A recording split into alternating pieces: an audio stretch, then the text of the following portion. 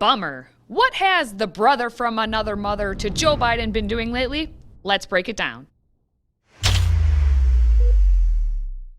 Greetings, my fellow Americans and Healthy Republic team members. If you're new here, I'm Katie, and I like to talk about how we can be a healthy republic, like in the good old days of 1797, when the transfer of the presidency from George Washington to John Adams was peaceful. Not like now, when we went from crazy radical lefty man to so very bad orange man to, come on, Dementia Man. Now, before we continue, make sure to subscribe and share this video, and then riddle me this in the comments. How long will Joe Biden be president? 2 weeks ago, I talked about Kamalama Ding Dong, and now I'm talking about the other one who really is running the Biden administration.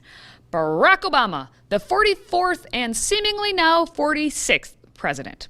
He's no Grover Cleveland, but he might as well be named the second president to have non-consecutive terms, because we all know Joe isn't calling the shots at the White House. So the best way to get something done, if it holds near and dear to you that you like to be able to, anyway, we're going to get a lot done. Anyway, in his latest example of getting a lot done, Biden has been out there just stating facts.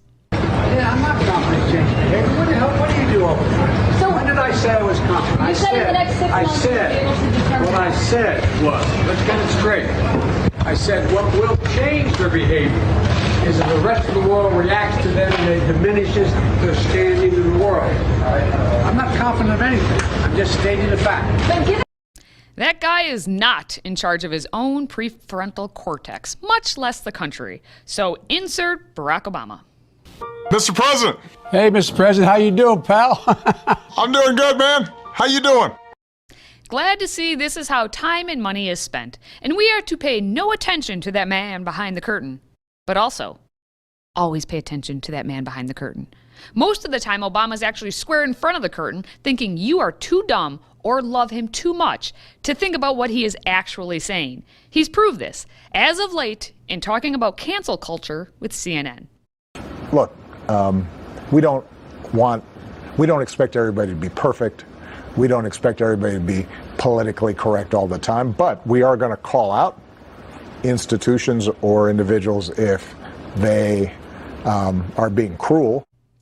That's a pretty big but you have there, and it's how Obama always speaks. He'll say something like, nobody's perfect, and then follow up with, hold them accountable if they are cruel. And he and his cronies define what is cruel. To him, it's anyone not lockstep with his beliefs and his ideology. And then he'll distract you with his good old boy persona, like how he made a podcast with Bruce Springsteen. I was trying to remember the first time we actually met.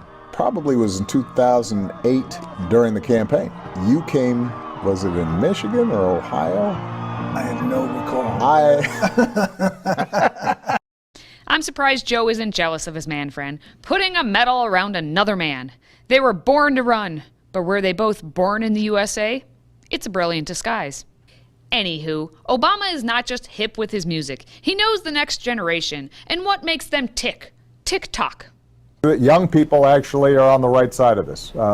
My daughter's generation, they are instinctively inclusive, appreciate diversity, believe in democracy, are tolerant, listen. What? See, Obama's not like Orange Man Bad with his mean tweets. He's cool with his praises and his subliminal massaging of the next generation because, they listen, they're accepting, they believe in democracy, and they're tolerant. Oh, so tolerant. Do you guys miss Obama? Fuck yeah. Do you miss Obama? Yeah, at this point I do. Do you like Obama? I do think he's a good guy. Do you miss Obama? A bit, yeah. Yeah. What do you like about Obama? Oh man, the swagger.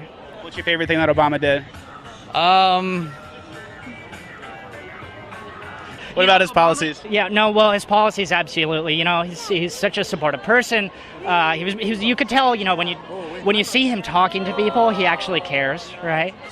Yeah, they're tolerant of anything Obama did, but they refuse to listen to anyone who does not already agree with the viewpoints that have been indoctrinated into their brains and regurgitated at will. then maybe they're just not so much. And those viewpoints are exactly what Obama wants them to think. Well,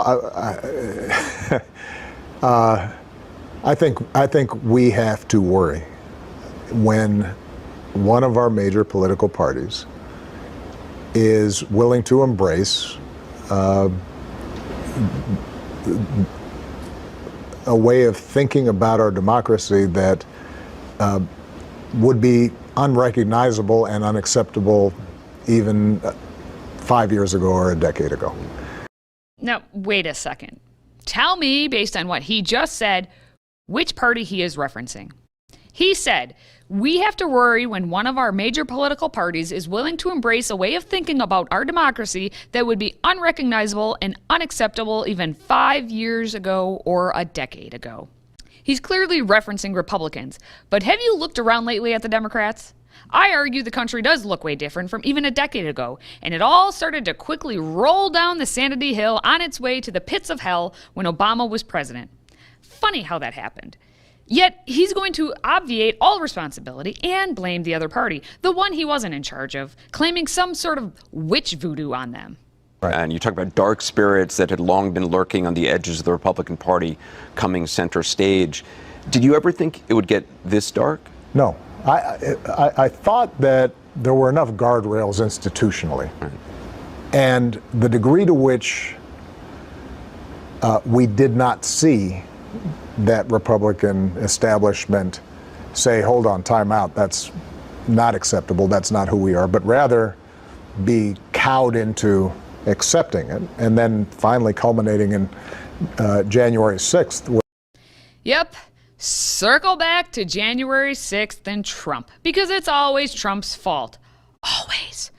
Please just get over it already. Everyone, and I mean everyone, just move forward. Stop blaming Trump and making everything else about Obama all the time. He was president, as in past tense. So stop with these love fest interviews with uber-privileged Obama speaking to uber-privileged Anderson Cooper about how oppressed they are and how racist, sexist, and bigoted you are for having a different opinion about anything.